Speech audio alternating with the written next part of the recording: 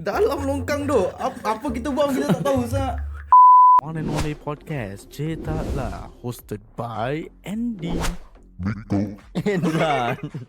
Kita berempat sini when we were teens, apa kita buat? Korang bayangkan apa kita buat?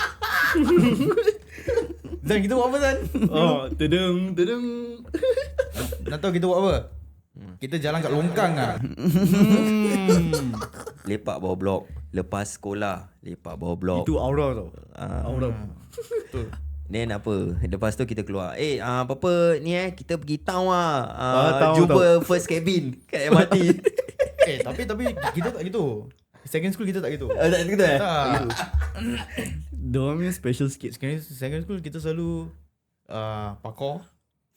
Kita base Woodlands je lah. Kita Woodlands je. Parkour. Kalau kita nak pergi Masling, kita kena jalan longkang. Dalam longkang. Dalam longkang tau. Dalam longkang tu. Apa kita buang kita tak tahu sah. Why you choose longkang in the first place? Tak tahu. Explore lah. Just explore.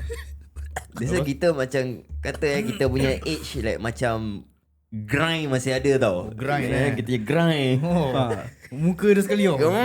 Grind. Ada Edit kat situ. Grind.